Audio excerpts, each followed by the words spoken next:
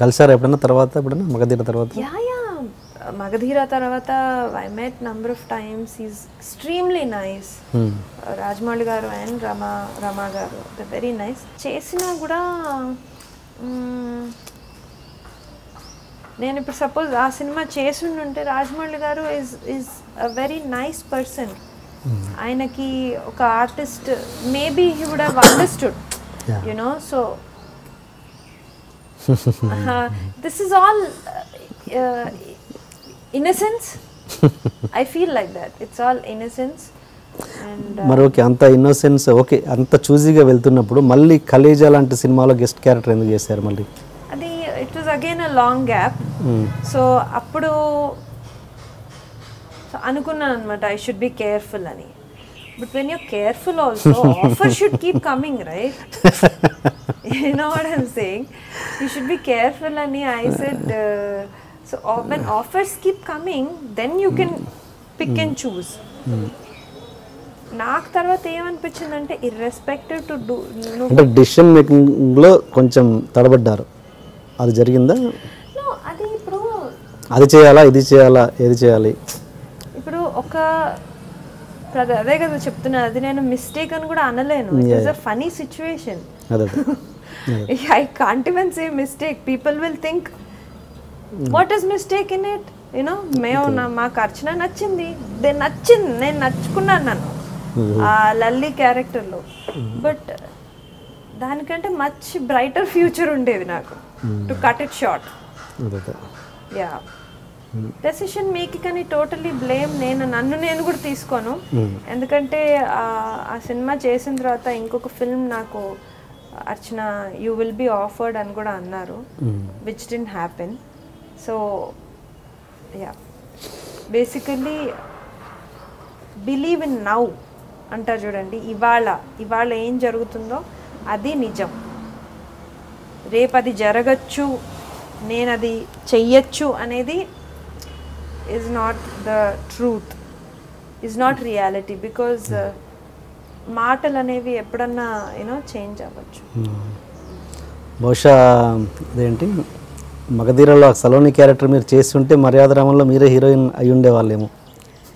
I don't know, but as to what I, ఎందుకంటే రాజమౌళి గారు is a very nice person. ఆయన ఒక artist తపన ఏంటో అర్థం చేసుకోగలుగుతారు. అదైతే నాకు తెలుసు. అంటే ఇండస్ట్రీ అంతా ఈ క్యాల్కులేషన్స్ మీద నడుస్తుంది కదా. ఇండస్ట్రీలో మనుషులు చాలా క్యాల్కులేటివ్గా ఉంటారు, అట్ ద సేమ్ టైం చాలా ఇమోషనల్గా కూడా ఉంటారు. సో రాజమౌళి గారు అలాంటి, he comes under a very nice person. So అది అక్కడ నాకు అదొక మిస్టేక్ ఉంటుంది. అది నాకు ఇప్పటికీ సడన్గా గుర్తొస్తూ ఉంటుంది. అరే, such a nice director and I'm a good actor. I'm not ante adi I could have impressed Rajamouli garu with my acting, you know. So adi koncham, yeah, I do regret that decision. I do. But there is not ippudu nenu em cheyalenu other than just not repeating. Yeah. Okay. మీరు ఎన్ని సినిమాలు హీరోయిన్గా చేసినా ఏం చేసినా కూడా మీరు ఇప్పటికీ జనాలకి గుర్తుండిపోయే క్యారెక్టర్ మాత్రం డెఫినెట్గా నువ్వు వస్తానంటే నేను వద్దంటాను. అది మీకు నచ్చినా నచ్చకపోయినా డెఫినెట్గా జనాలు ఆ క్యారెక్టర్ని ఎక్కువ గుర్తుంచుకున్నారు కూడా. మరి అలాంటి సినిమా చేస్తున్నప్పుడు మీరు నిజంగా ఎవ్రీడే సెట్లో ఏడ్చారు అన్నది నాకు ఇంతకుముందు క్వశ్చన్కి ఆన్సర్ చేయలేదు మీరు. ఎందుకు ఎవ్రీడే ఏడ్చారంటే దీనికి ఈ కారణమేనా కేవలం? అదే ఇప్పుడు నేను చేశాను దాంట్లో మెయిన్ లీడ్. సో ఇవన్నీ ఎక్స్పీరియన్స్ చేస్తే గానీ తెలియదు అనమాట. అది మెయిన్ లీడ్, నేను అంటే జనాల్లో గుర్తుండిపోయే character. One of the characters is నువ్వు వస్తానంటే నేను వద్దంటాను. I won't deny that. అది మరి శ్రీరామదాసుకి చాలా, సీతమ్మ అని చాలా పేరు వచ్చింది నాకు. నేను సినిమా టెలివిజన్లో చాలా పాపులర్ అయింది. సో అదొక్కటే నేను క్రెడిట్ ఇవ్వదలుచుకోలేదు. బట్ నేను ఒక యాక్టర్గా అది జనాల పర్స్పెక్టివ్ డిఫరెంట్. అది ఒక యాక్టర్గా అది ఇండస్ట్రీలో ఎలా ఇంపాక్ట్ చేస్తుంది అనే ఇంపాక్ట్ నాకు సినిమా చేస్తుండగా అర్థమైంది. సో నేను చేసిన తర్వాత ఒక సపోర్టింగ్ క్యారెక్టర్ నువ్వు వస్తే వద్దంటానాలో. సో ఆ అట్మాస్ఫియర్ డిఫరెంట్ ఉంటుంది. ఫోకస్ అనేది హీరోయిన్ కాదు నేను దాంట్లో. సో ఆబ్వియస్లీ అవన్నీ మనకి ఆ షూటింగ్ జరుగుతున్నప్పుడే తెలుస్తుంది. అండ్ కళ్ళద్దాలు పెట్టడం నాకు ఇష్టం లేదు. నేను చేసిన వెంటనే ఈ సినిమా చేస్తున్నాను. సో నాకు సెకండ్ ఫిల్మ్ ఇది, second or third film simultaneous గా నడిచాయి, కొంచెం టచ్ లో ఉంటే చెప్తా అవన్నీ. సో నేను చేస్తున్న టైం అయిన తర్వాత ఈ సినిమా చేయడం అనేది it was a disturbance for me. ఏంటి నేను ఇప్పుడైతే నాకు సినిమా నచ్చకపోతే నేను చెయ్యను, ప్లీజ్ ఐఎమ్ నాట్ ఇంట్రెస్టెడ్ అని చెప్పేస్తాను, I don't care. But at that moment you're not, అంటే మనకు తెలీదు స్కూల్లో you need to be at your best behaviour అని అంటారు కదా. So being a wrong person అనేది నాకు తెలీదు, ఐ కుడెంట్ సే. సో నేను నాకు ఎందుకు కళ్ళద్దాలు పెట్టారో నేను ఏడ్చాను. సో అంటే లేదు ఇట్ విల్ బీ నైస్, నీకు చాలా డిఫరెంట్గా నువ్వు స్టాండ్ అవుట్ అవుతావు అని అన్నారు. లైక్ ఓకే, బట్ నాకు నచ్చేది కాదు. ఎవరు ప్రభుదేవ ఆర్ ఎంఎస్ రాజు? అంటే నేను ఎవరు అని చెప్పను, బట్ అదే కదా. ఇట్స్ లైక్ అగైన్ వాళ్ళు ఇప్పుడు అనుకోవచ్చు ఏంటి అమ్మాయి ఇంత హిట్ అయింది, పేరు వచ్చింది, what is she talking now అని అనొచ్చు. బట్ ఒక చిన్న డిఫరెన్స్ అర్థం చేసుకోగలిగితే they will be great people. ఇప్పుడు మనల్ని అర్థం చేసుకోవడం ఈజీ, ఒక మనిషి సైడ్ నుంచి వాళ్ళ పాయింట్ ఆఫ్ వ్యూ అని అర్థం చేసుకోవడం చాలా పెద్ద విషయం. అంత you need to have a big heart to understand that. So ఇప్పుడు నేను I thank them for giving me one of the hits. But అదే చెప్పాను కదా, త్రిశంకు స్వర్గంలో తీసుకెళ్ళి పెట్టింది, అటు ఇటు కాకుండా.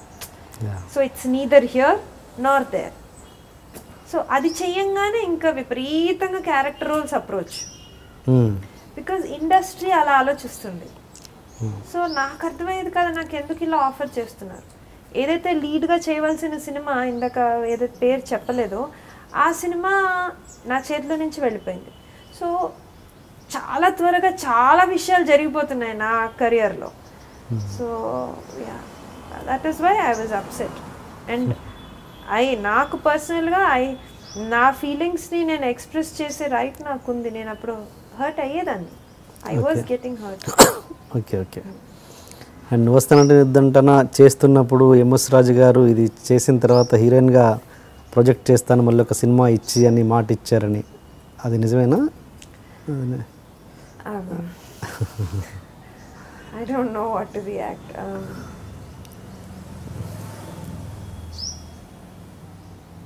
Yeah, I mean, maybe ఆయనకి ఉందేమో టు టేక్ మీ. నన్ను ఒక సినిమా హిట్ అయింది కదా, సినిమా హిట్ అయిన తర్వాత రాజు సార్ నన్ను పౌర్ణమిలో ఒక చిన్న గెస్ట్ పర్ఫార్మెన్స్ అడిగారు, చిన్న పర్ఫార్మెన్స్. కానీ నేను అప్పుడు కూడా హౌ డు ఐ సే, నేను ఇలా మాట్లాడతాను, ఇంతకు మించి నేను మాట్లాడలేను. ఇప్పుడు నేను మీ షోలో నిజంగా చాలా చాలా మనసు విప్పి ఓపెన్ అప్ అవుతున్నాను యాక్చువల్లీ, నా మెంటాలిటీ వైజ్. నాది ఏ ఇంటర్వ్యూలో చెప్పినా నాకు సెల్ఫ్ రెస్పెక్ట్ ఎక్కువ. నేను ఎక్స్పెక్ట్ చేస్తున్నాను, అది ఇచ్చుండవలసిందే, నేను ఎక్స్ప్రెస్ చేయలేను, నాకు తెలియదు. అది మా ఇంట్లో atmosphere is different, we don't know all those అన్నారు. నేను ఆ రోజు ఆ సినిమా షూటింగ్లో కూడా బాధపడినట్టు అది నాకు మాత్రం తెలుసు. యూనో జస్ట్ బేసిక్, ఎవరికి యూనిట్లో మేజర్ యాక్టర్స్కి ఎవరికి తెలీదు, నోబడీ న్యూ. నేను అప్సెట్ అయినట్టు, కళ్ళద్దాలు పెట్టినట్టు, బికాస్ నేను కెమెరా ముందరికి వస్తే నేను థారో ప్రొఫెషనల్, నేను బాగా చేయాలి. ఒక యాక్టర్గా ఏ రోల్ అన్నా కానీ నేను జస్టిస్ చేస్తాను. బిహైండ్ ద కెమెరా నీ మైండ్లో ఎంత కేయాస్ జరుగుతోంది అది అనవసరం, నువ్వు యాక్టింగ్ చేసేటప్పుడు మంచిగా చేయాలి.